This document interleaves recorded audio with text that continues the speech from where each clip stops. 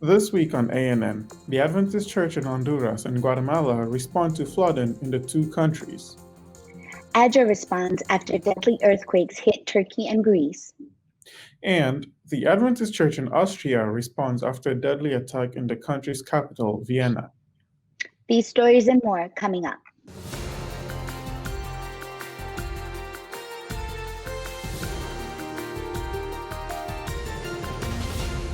Thank you so much for joining us this week. First in the news, Seventh-day Adventist leaders in Honduras are still assessing the needs among its constituents in the northwest region of the country, where Hurricane Eta hit hard as a downgraded tropical depression on November 4. Torrential rains caused landslides, rivers to overflow, and flooded entire towns, leaving thousands stranded. 8 people have been reported dead. President of the Adventist Church in Honduras, Adán Ramos, said that church leaders have been trying to evaluate the damages and the current issues that Eta has caused. The tropical storm flooded the city of San Pedro Sula in the northwestern region of the country. The airport and large parts of the city and neighboring communities have been immersed because of the constant rains. Ramos added that no one knows how many have died for sure because of the many people who live in remote places. Telephone lines and internet are not functioning. He added many were waiting to be rescued by boat or helicopter. The church has not been able to obtain small boats to assist in the aftermath of Eta. Several undamaged churches and 2 Adventist schools in San Pedro Sula are functioning as shelters at the moment. Many church families have been left homeless, and funds are being dispersed to assist those staying in those shelters for now, added Ramos. Church leaders have appealed to the public for food, money, and other supplies for displaced families. Adventist Development and Relief Agency, or ADRA, director for the country of Honduras, Luis Tundro, reported that funds have been released thanks to an initial response by ADRA International and ADRA Inter-America to assist 1,500 families with food rations and hygiene kits in the most affected area in northwest Honduras. Tundro said that ADRA Honduras signed an agreement with USAID with funds to assist 60 shelters and 1,700 additional families in certain sectors in San Pedro Sula. ADRA Honduras is in talks with other religious organizations to team up for a greater response at the national level. Hurricane Eta hit neighboring Nicaragua on Tuesday, November 3 as a Category 4 storm, causing damage before it was downgraded to a tropical depression in Honduras on November 4. Damages are still being assessed by the church in Nicaragua and other Central American countries affected last week. Seventh-day Adventists in Guatemala are saddened by the deaths of 4 church members after torrential rains from Hurricane Eta overflowed rivers and caused landslides that buried dozens of homes in the village of Cueja in San Cristobal Verapaz in the northwestern part of the country. After the rain battered the mountainous region on November 3, rescue teams were able to uncover victims. Among the first victims recovered were a mother and her 3 young children. The Suram Cal family belonged to the village's Adventist church. There are still 3 other missing members. An estimated 200 people are believed to have died across the country, and dozens more are missing. Special emergency funds have been dispersed to help assist members. In addition, there are 2 trucks ready to transport clothing and non-perishable food, as well as 75 new mattresses. Local Adventist Development and Relief Agency funds have been used in Petén and the northern part of the country to distribute food, water, and toiletries to the affected areas. The church has identified more than 200 Adventist families who have lost their homes. 8 Adventist churches are currently operating as shelters. There are more than 790 people staying at these churches. After the rain subsided on November 4, Adventist churches in the north and northwest regions mobilized members to collect food, water, and clothing for the victims. Members in the northern part of Guatemala have already made hot meals, assembled bags of food and water, and are delivering the goods to as many communities as they can reach. On October 30, a powerful earthquake struck the Aegean Sea, rattling the countries of Turkey and Greece. It was felt as deep into the countries as Athens and Istanbul. Turkey and Greece are located on or near many active fault lines, where earthquakes are fairly common in the region, according to the U.S. Geological Survey. The 6.9 magnitude earthquake caused the most damage in Izmir, the third largest city in Turkey, with a population of more than 4 million, according to the Kandili Observatory and Earthquake Research Institute. As much as 1,120 aftershocks occurred, with 43 of them at a magnitude greater than 4. According to local sources, more than 100 lives were lost and more than 900 people were injured. The Seventh-day Adventist Foundation teamed up with the Adventist Development and Relief Agency to offer ground support. ADRA Director for Emergency Response, Mario Oliveira, said ADRA does not have an office in Turkey, but aid was greatly needed, so we connected with the Seventh-day Adventist Foundation, who is in the country. We agreed to have the foundation work with the local municipality and authorities in Izmir and help provide food vouchers. ADRA and the Seventh-day Adventist Foundation are also in talks to coordinate needs assessments.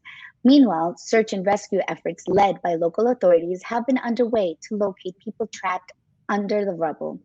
So far, more than 100 people have been rescued.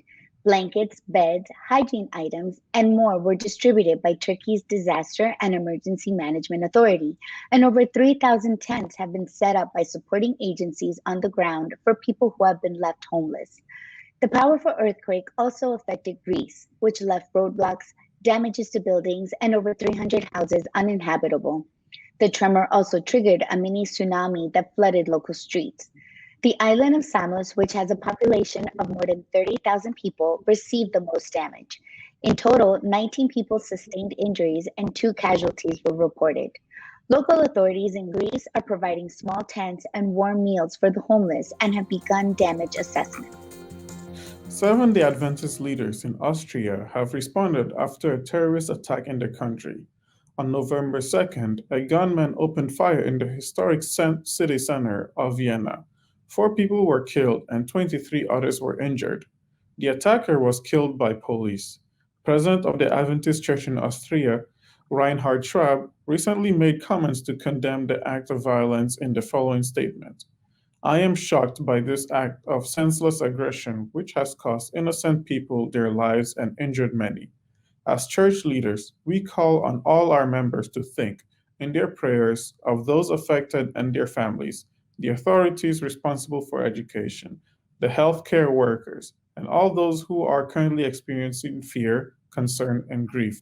We want to respond to this expression of reckless violence with kindness, respect, care, and mutual assistance. Right now, we need to stand together and support one another. In a special newsletter to members of the church in Austria, he reminded them of the call in the Old Testament book of Jeremiah, chapter 29, verse 7, to seek the best for the city and pray for it. In this sense, he called for prayer actions of the local congregations. 2 aid relief workers employed by the Adventist Development and Relief Agency, or ADRA, along with an unidentified person, were released on November 3 by anonymous captors in the Democratic Republic of Congo, or DRC. The 3 were returning from the Mulongwe refugee camp in eastern DRC's South Kivu province when they were abducted and held against their will. The group's driver was the 4th person abducted but was released soon after. ADRA worked closely with local authorities to communicate with the abductors and remain in touch with family members. After 4 days, all 3 remaining hostages were released unharmed and transferred to the hospital for a health evaluation. President of ADRA International, Michael Kruger, said, "We are extremely relieved to have secured the safe return of our workers. We are very grateful to God for his safeguard over them and to the local authorities and our ADRA team who assisted in this risky mission." While this is good news, attacks on humanitarian workers remain high, a situation that is not only affecting our staff, but also the communities we serve. We will continue to review and tighten our security measures to ensure the protection and safety of all our relief workers so that we can continue to serve and assist so many vulnerable families. This is the second reported attack on ADRA workers in the DRC since 2009, which at the time resulted in the killing of an ADRA employee. In 2019, attacks against aid workers globally surpassed all previous records.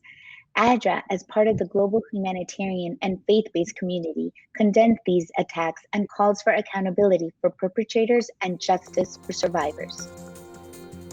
The Adventist Development and Relief Agency is responding with cash transfers, seeds for crop replacement, and food to sustain as many people as possible who have been affected by the succession of storms that recently swept across parts of Southeast Asia. Millions of people in the Philippines, Cambodia, and Vietnam have been evacuated to overcrowded shelters with no means of social distancing. Officials are expecting more outbreaks of COVID-19 added to the damage of lives already altered due to massive floodings, mudslides, and violent winds. As people from Quezon and Mindoro were recovering, Typhoon Goni came along on November 1 and intensified to a Category 5 super typhoon with maximum sustained winds 139 miles per hour and gusts of up to 173 miles per hour. Local authorities say the storm could be compared to Super Typhoon Haiyan, which left more than 6,500 dead in 2013. Storm surges by Typhoon Goni destroyed thousands of homes in Catanduanes, submerged towns in Albay with rocky debris and mud, and affected more than 1.4 million people throughout 6 different provinces. ADRA director for the Philippines said, Super Typhoon Goni was an exceptionally strong typhoon that ripped through communities already affected by recent typhoons and COVID-19. While the people of the Philippines are incredibly resilient, we cannot underestimate the compounded impact of these multiple disasters. ADRA is already on the ground working with local authorities and our partners to assess the needs and determine how best to support those whose lives have been torn apart. In central Vietnam, almost 6 weeks of excessive wind and rain since September have resulted in structural damage to 300,000 homes, destroyed income sources including 289,000 acres of rice and crops, uprooted fruit trees and timber plantations, and damaged 12 water sterilization plants. Local reports also confirmed that at least 10,000 households are unable to access any clean water, and more than 230 lives were lost. ADRA director in Vietnam, Quentin Campbell, predicts that ADRA's response team is on the ground and working with local authorities to distribute cash transfers to support 510 households. He says cash transfers are a top priority because people have lost their livelihoods. This will help the most vulnerable households purchase necessary nutrition, personal hygiene, or building materials to meet urgent needs. ADRA Cambodia has responded to severe flooding in different provinces throughout the region over the past month. They have been supporting households that lost their livelihoods and have been providing assistance to combat gender-based violence. The latest typhoon to hit the country left 38 people dead and more than 14,000 households displaced. ADRA has assisted 450 families with food assistance in the Bacan district of the Pursat province. Now the response team is preparing for assistance for an additional 500 plus affected in Kampong Svei, Fnet, Rusade Kraut, and Takran communities. Food is being provided to those with immediate needs and livelihood recovery is being assessed and supported. For more information on ADRA's response in Southeast Asia, visit adra.org. Coming up, we pay tribute to Max Mace, founder of musical group The Heritage Singers, after his recent death. Right up next, Adventist women in St. Martin help educate women in the country about breast cancer. We may look, pray, read, think, worship, sing, and share differently, but we all look forward to the Sabbath. And we all look forward to the future when Jesus will come again. With this message in mind, we arrived at a core component for a new identity system, the creation grid. Regardless of what or where you are designing, you can always find information to help you communicate that we are all Seventh-day Adventists.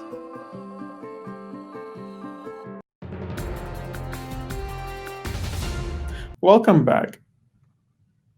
Sabbath school leaders at the Cole Seventh-day Adventist Church in St. Martin wanted to shed light on breast cancer, a disease that claims many lives every year. A Let's Talk About Breast Cancer Awareness Forum held on October 24 provided a haven for church members affected by breast cancer. Every October, the church supports worldwide breast cancer awareness and research for a cure, said Patricia Flanders, Sabbath School Superintendent at Cole Church. Flanders said, "We wanted to join this effort as a church to bring about awareness and prevention of breast cancer and give a message to women as well as men so they understand that they must take care of themselves as part of preventing the disease." A panel of medical professionals from the church spoke to those gathered amid varying shades of pink, the color signifying breast cancer awareness, decorating the inside of the church. According to the World Health Organization, or WHO, breast cancer affects 2.1 million women every year and is the cause of the highest number of cancer-related deaths among women. The startling statistics shared during the forum reminded the more than 150 attendees that 1 woman out of 8 has been diagnosed with breast cancer. More than 42,000 women will die of the disease this year. Presenters and panelists urged attendees to take charge of their health and reminded everyone that an ounce of prevention is as worthwhile as a pound of cure. Church leaders and members set up healthy food exhibits, offered practical exercises on disease prevention, provided spiritual and psychological counseling, hosted walkathons, and special marches. Sabbath School members made special cards with the inscription of Psalm 139, verses 13 and 14, and included them in a special breakfast box given to all who attended the Sabbath School program. On October 20, the Adventist Development and Relief Agency inaugurated a boat clinic in Bangladesh to provide healthcare services for underserved villagers living along the country's coastal areas of the Dhaka sub-district. President of the Adventist Church in Bangladesh, Dr. Myunju Lee, shared his thoughts about the boat clinic while visiting the Avail and Access Medication Project office. He was joined in attendance by fellow members of the Bangladesh Board for ADRA. He said, "I appreciate ADRA's effort to serve underprivileged people in the remote area. I also admire ADRA's approach for launching the boat clinic and implementing innovative services for the community." The boat clinic will have trained and certified medical personnel to provide immediate basic treatment and provide access to specialized doctors. Fees for services offered will depend on the treatment. The boat clinic aims to reach nearly 49,000 people in the coastal belt within the project period, where people are deprived of medication and health services.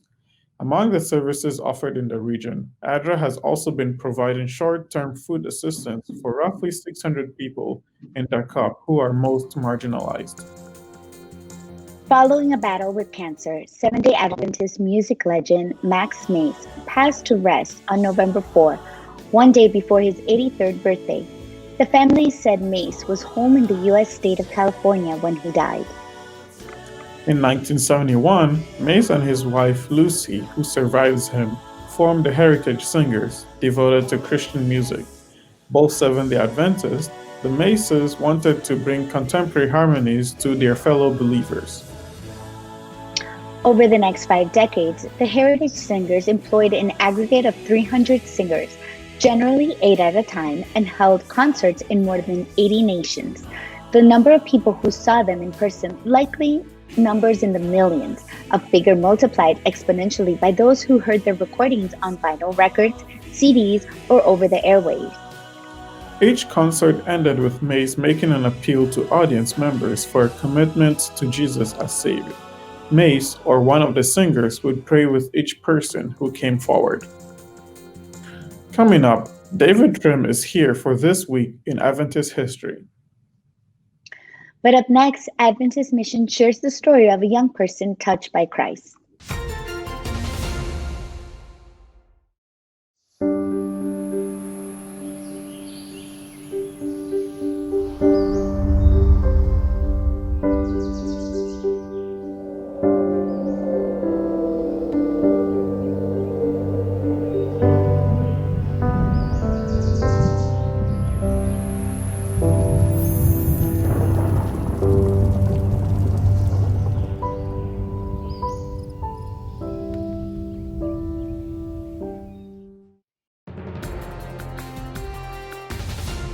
Welcome back. 30 years ago, Global Mission was created to focus on mission with a renewed sense of urgency. Since 1990, the Seventh-day Adventist Church has nearly quadrupled in size. Millions of new believers have found life in Jesus. Adventist Mission has more.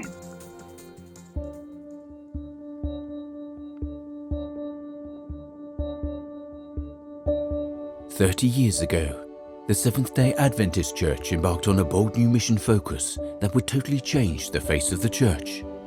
Church leaders identified key areas where the mission was struggling.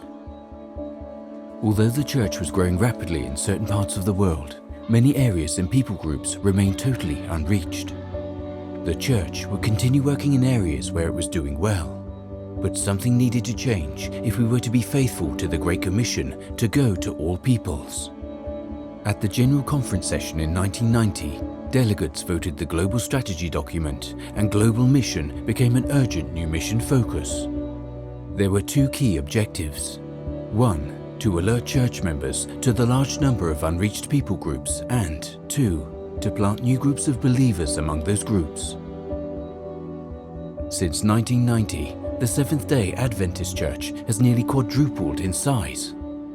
Millions of new believers have found life in Jesus and have joined the Adventist family. They've come from new territories, new people groups, different cultures. They've brought joy to heaven and strength to God's church. We praise God for the thousands of new groups of believers that have been planted. And yet, we're still here. Mothers still sit and beg beside busy city streets. Many still wake each morning in fear of the spirit world. Millions in the 1040 window have never even heard of the name Jesus. Only 1/3 of the people on earth are Christian. 2/3 follow other world religions, and a growing number claim no religion at all. And still, there are cities of more than 1 million people with no recorded visit by even one Seventh-day Adventist. We so long for Jesus to come.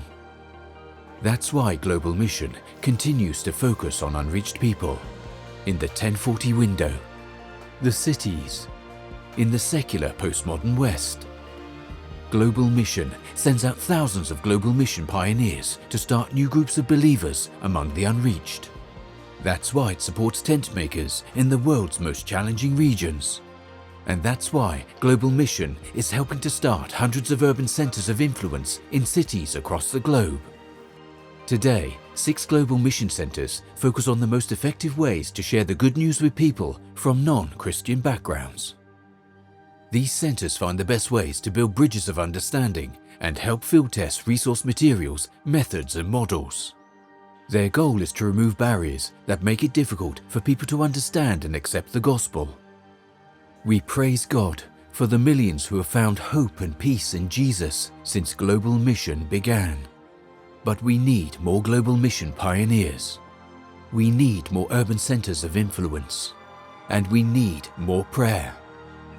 30 years ago, Adventist church leaders cast a bold vision for mission. That vision still burns strong. To reach unreached people, to reach teeming cities, to reach those who feel no need of religion. Today, we still need people to answer the call to mission. To reach the unreached with hope, to share the good news about Jesus. We need people who will answer the call that still echoes after 30 years. We need people who will say, "I will go."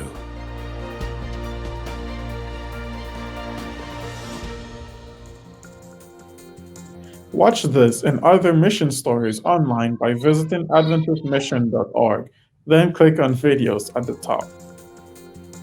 And finally, for today's episode, let's turn to David Trim for a look at Adventist history.